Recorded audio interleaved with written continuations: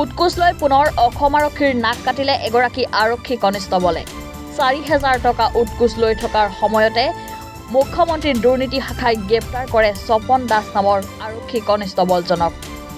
শ্ৰীভূমি সদৰ আৰক্ষীৰ থানাত কৰ্মৰত আছিল স্বপন দাস। জাহাংগীৰ আলম নামৰ এজন ব্যক্তিৰ এটা গোচৰ নিষ্পত্তি কৰি দিয়াৰ নামত বিচাৰিছিল উৎকোচ।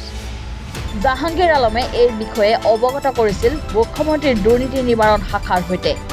তথ্য অনুসৰি স্বপন দাসে দাবী কৰা ধন শম্ভুসাগৰ উদ্যানৰ সন্মুখত গ্ৰহণ কৰাৰ সময়তে দুৰ্নীতি নিবাৰণ শাখাই হাতেলোতে আটক কৰে ঘোষখোৰ স্বপন দাসক। বৰ্তমান কৰিমগঞ্জ সদৰ আৰক্ষী থানাৰ ভিতৰত স্বপন দাসৰ দুৰ্নীতি নিবাৰণ শাখাই সোধপোছ অব্যাহত ৰাখিছে। Bureau report, any Bharat 24।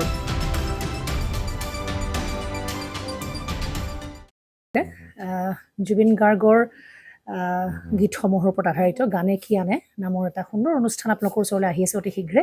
অহা 15 আগষ্টৰ পৰা ধেমাজিৰ পৰা প্ৰথম অডিশ্যন আৰম্ভ হ'ব আৰু সেই অডিশ্যনৰ যোগেদি বিভিন্ন কণ্ঠশিল্পীসকলে যিসকলে এই অনুষ্ঠানত যোগদান কৰিব বিচাৰে তেওঁলোকে এই অডিশ্যনৰ যোগেদি আগবাঢ়ি আহক আৰু জুবিন গাৰ্গৰ বহুত ভাল লগা গান আমি সদায় শুনি আহোঁ আৰু আপোনালোকৰ যদি ভাল লগা গান থাকে জুবিন গাৰ্গৰ আপোনালোকে গাই ভাল পায় তেন্তে অডিশ্যনত যোগদান কৰক। মোৰ ফালৰ পৰা আন্তৰিক শুভকামনা থাকিল এই সম্পূৰ্ণ অনুষ্ঠানটোলৈ।